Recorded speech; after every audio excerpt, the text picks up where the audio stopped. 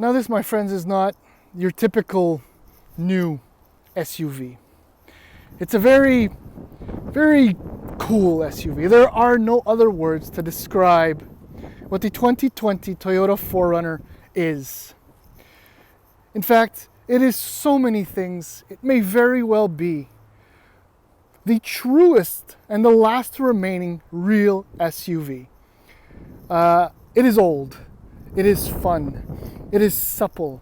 It is entertaining. It is so many things, as well as being extremely cool. Where do I begin? Okay, well, 2009. That's the first year of the 5th generation of the 4Runner, which is this one in 2020. It got a facelift back in 2013, but since then, I mean, the only real changes that have occurred are new trims. Like the trail became TRD, and they did a few other things. But basically, essentially, this is the same 4Runner that's still on the road 11 years later. And between you and me, I've never loved it more. Base price for a 2020 Toyota 4Runner is $48,120. For that money, you get good old 4-liter V6, 5-speed automatic transmission. It's a 4x4, about 5,000 pounds of towing capacity. And you do now get Apple CarPlay and Android Auto. Yay! That's the base truck. The top line is the TRD Pro, which I got to drive a couple of years ago, and at $62,120, it's fairly more expensive, but it's got all the good bits, including the Fox shocks, the skid plates, and all that off-roading stuff. This one, this truck is, well, quote-unquote new for 2020. It is the Venture, and it explains the presence of this amazing Yakima roof rack.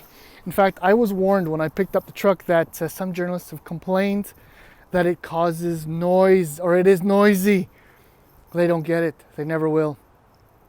Also included, might as well do that, also included in the Venture package or trim, these 17-inch TRD wheels, these Predator style side steps, which look good, but aren't that useful.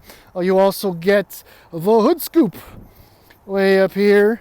Yes, that's what they call it. It's a hood scoop. Just never mind. And a whole bunch of black accents on there. You can see the handles. $55,390. Is it not? It's still, I wouldn't do this color, but everything else about this SUV is so proper, correct, and I love it. It is everything it's supposed to be. Let's touch on a few. Oh yeah, this, see the buttons right there? Check this out. Ah yeah. Opens up to the trunk. I love this feature, but I will raise the window now because I just might forget. That would be my style. All right. It is old, right? 55K, no power hatch, but 1,300 liters of trunk space. Lots and lots of room. It's not that deep, but it's really, really wide, and obviously it's freaking tall. And if you're not, well, you can always pull down on that little handle. Okay, so obviously, back seat's taken. Oh, there you go. Paw Patrol. Now, the back seat is taken over by my kid's seats, and if you really needed to, you could squeeze a small person between the two seats. Otherwise, there's plenty of room. And there's one thing, actually, just while I'm at it, this is the back seat, right? The finish, the materials is relatively nice. The semi-piano black finish is nice. Cup holders. Anyhow, one of the things I really like about the 4Runner, the older design, is the greenhouse is really, really big. Tall, I should say, relatively speaking, which means that my kids can actually see through the windows. I mean, with the tints, I don't know if you can see it, not really, but they love that. All right, so up front, same materials, power seats, see, contrast stitching, it looks good. I'm gonna use a step, not smash my head. All right, let's depress the brake pedal, change hands. Okay, so right there in the middle is your 4.2-inch display, which will display speed and a whole bunch of other stuff. This is your 8-inch display right here. And some of the graphics aren't exactly, 2020 kind of deal, but overall the functionality is really, really good. I love the redundant buttons on both sides. Volume knob is always winning, and I love the grip. If you can see that, it's kind of like the Tundra, but not quite as beefy.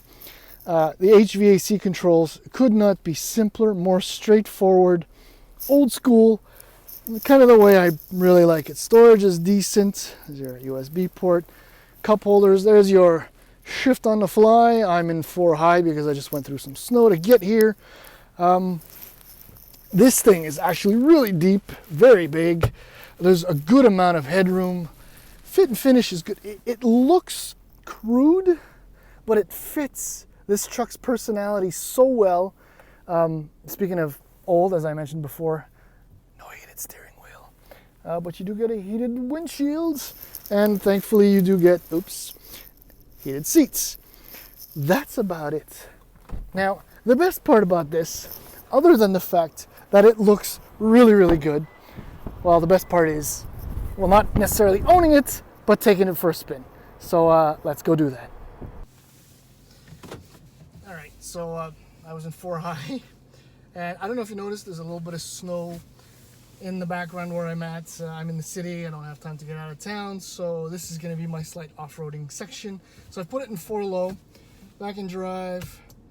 I've locked the rear differential, and just for fun, I don't know, let's go with the slippery function up here and see how well this thing is going to manage about 1.5 feet of very deep and wet snow. The thing with the 4Runner is that there's no point in going fast. This thing was designed for off-roading to be a truck, right? Body on frame and all of that.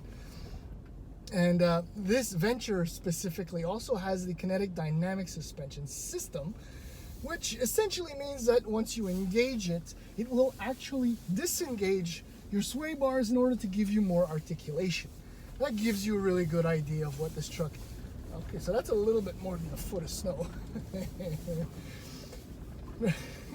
So it's got the multi-terrain select, and the electronic rear locking diff, and wow, it's nothing really, essentially. There is no conceivable way of me getting stuck in this because the 4Runner is so capable. I mean, it has 9.6 inches of ground clearance, which means it clears just about everything.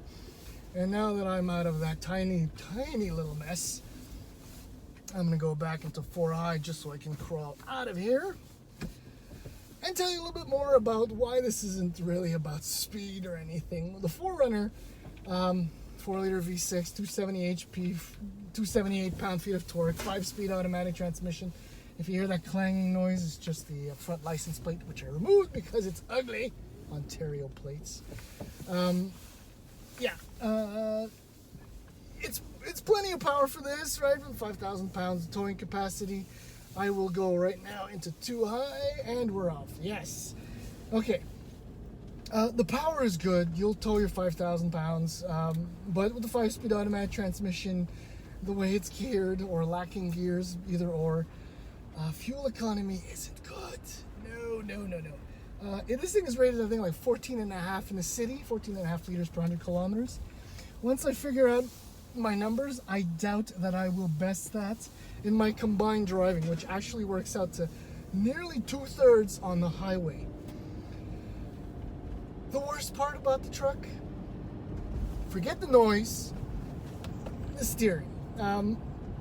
It's a little bit vague. At lower speeds, not bad. The weight is okay, but once you get to highway speeds, a response to your steering inputs is kind of marshmallowy, a little bit slow-ish, but it is what it is, right? If you discover that, it's probably because you're pushing it too hard. But the best part is probably the suspension.